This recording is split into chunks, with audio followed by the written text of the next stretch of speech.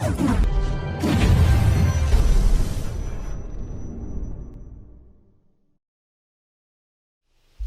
what's going on everybody? Shane here. Today I have for you EMG Keltec licensed RBD17 Airsoft bullpup rifle. I'm going to go ahead and start out and say that I got this in a mystery box and I really wanted it.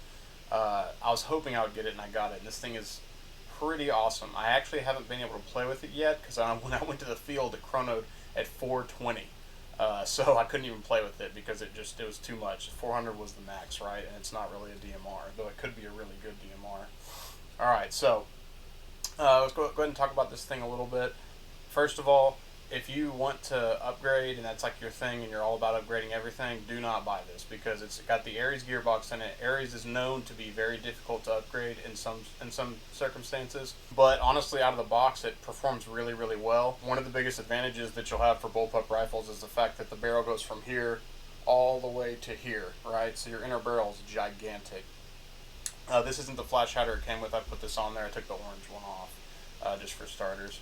So we'll start at this side. So it's got a nice rubber butt pad, and you can actually take this off, and you can access the spring. It's actually a quick change spring, which is really nice. So you can go in there and lower it, because this would be a really good CQB weapon. So you could actually take it from 400 FPS to 350 to 300 to whatever you need real quick, or even put it higher. Totally ambidextrous controls, which is really nice. It's got your selector switch here on both sides, as well as your magazine release is accessible from left or right. This button right here, and then it goes out perfect. You got all your markings, your Keltec RDB stuff in here. The whole replica is basically polymer except for the top rail, the barrel assembly, and a couple of things like the fake gas block and all that. Very heavy though, very nice and heavy. It's 3,040 grams. It's 6.7 pounds.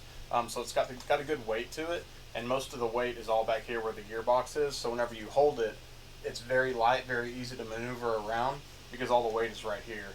This thing's super comfortable. I really like it. As I was saying about the inner barrel, so the inner barrel comes standard with it is 455 millimeters.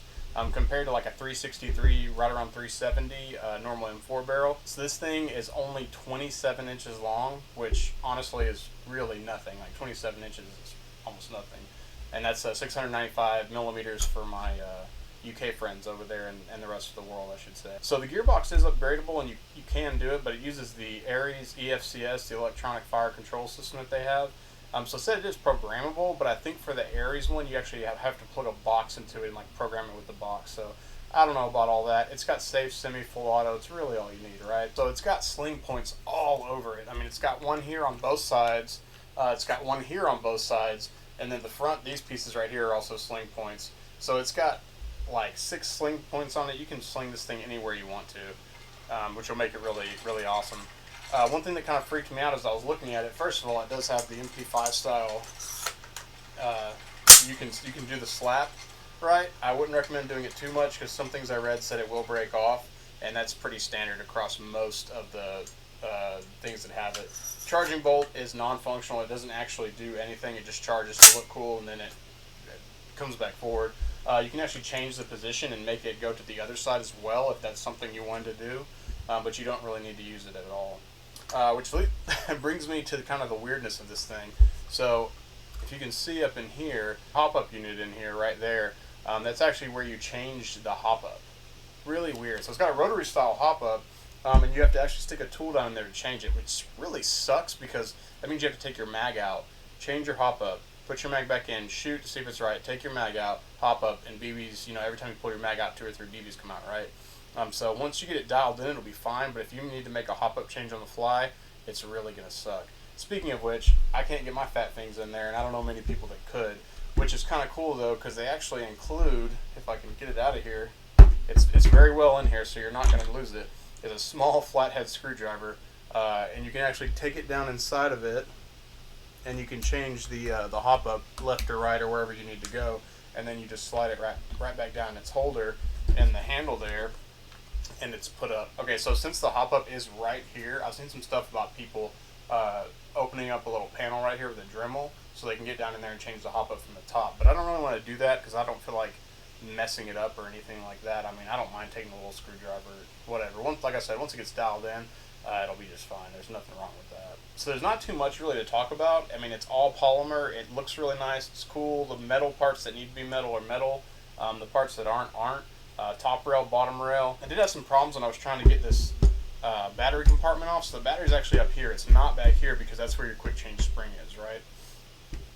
So I was trying to pull it all the way off like this and having some serious trouble. But what I realized, I already took the pin out, by the way. But what I realized, which now, of course, it's going to, see, I was trying to do that. So what you do is you just pull it up and then pull it off. I'm a total noob, and I was trying to pull it off like that and didn't even realize till like 5 minutes ago that you could do it like this.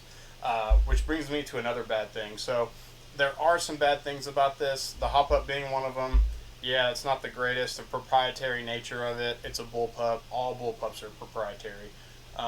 But the battery storage is not great. So it goes down in this little slot here, and I can fit, so I have an 11-1 butterfly right here, a little nunchuck battery, and I can fit this perfectly down in there and route it, but the wires get in the way. It's really hard. So like a stick battery will fit well in there, but it has these two, where it's glued to, or where it's put together right here, it has two of these little beams, and it kind of makes it hard to fit a battery in there. When I go to shoot this thing, I'm probably just going to plug a battery and not try to fit, because all my batteries are big, and I don't have a smaller one. Like a triple panel battery won't fit in there, everything like that, so that kind of sucks. What I will say about this, though, is that it does have a MOSFET installed, because it has the electronic fire control unit, and with electric trigger switch, which is nice. The trigger pull is not bad. Compared to a lot of bullpups, the trigger pull is really not bad at all.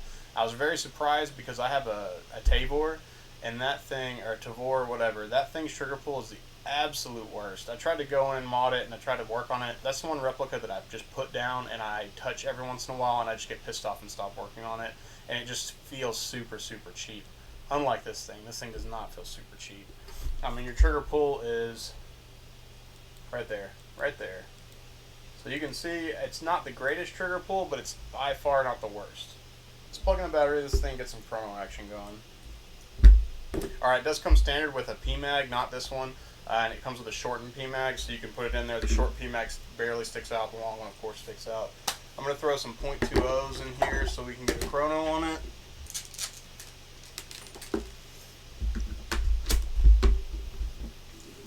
Alright, grab my chrono here and I'll call it out once I get this thing set up. 413.1, 414, 415.4, 414.7. So as you can see, it shoots very hot. Let's go ahead and do full auto, see what the rounds per second is. Okay, so it shoots around 19.5. That's about 20 rounds a second. About what you expect from most replicas when you get them out of the box. So the fire rate's not crazy, but it does have a MOSFET, so it's going to last for a while. It can handle up to an 11.1. It shoots just fine. Like I said, don't buy this if you want to go crazy on upgrades.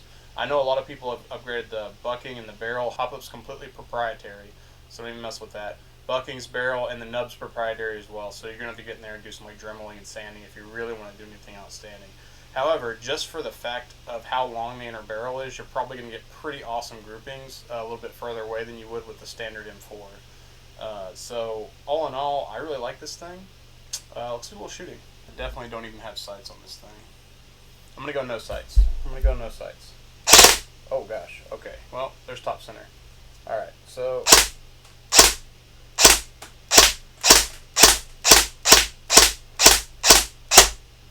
I'm out. Put some more BBs in. So I love about these KWA mads. They feed every single BB. But like I said, very comfortable to switch. I really need to put some sights on this. Alright, so let's get back to it. Okay, top right. I'm going to do double tap top right, and then I'm going to do double tap on the one below it. Oh, went way too far down. Sights would be nice right now.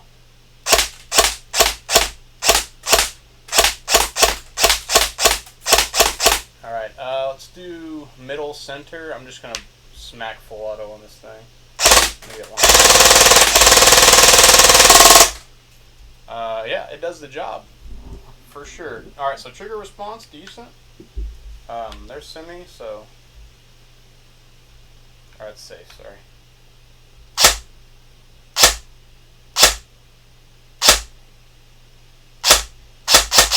So let's see how fast I can fire this thing.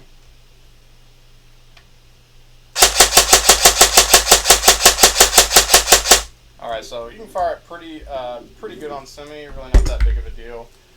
So this thing retails for $335 pretty much everywhere I've looked. They do have a tan and an OD green, or some sort of green version. I would have liked to get the tan version, but it was a mystery box, oh well. So $335. I'm going to give this a solid 7 out of 10. Just because it's a little underpowered on the motor side, but a little overpowered on the FPS side. Once the spring settles, I'm sure it's going to be around 400, but there's nothing worse than buying a replica and then having to go out and change the spring before you can even play with it. I realize it has a quick change spring, you can change that quickly, but there's nothing worse than buying something and not even being able to use it. It does come wired to Dean's off the bat, so that's really awesome. Flash hider was not the easiest, not the hardest that I've gotten off. Like I said, the trigger pull's decent. Overall, I love this thing. I am very happy to have it. This is definitely one of the few items that I'm actually going to keep from all the mystery boxes that I open. Like I said, 7 out of 10. I'm not going to go 8 just because if it was firing closer to like the 23-24 rounds per second range, I'd probably go 8 out of 10, but I'm going to stick with a solid 7 on this. Definitely sticking with a 7 out of 10 on this, especially for $335. Not a horrible price. I feel like you're getting good value on it whenever you get it.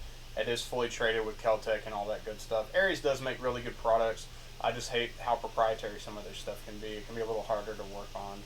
I would say, you know, honestly, with how short this is, you could probably throw in, so it's 445 inner barrel. You don't even need to go longer than that.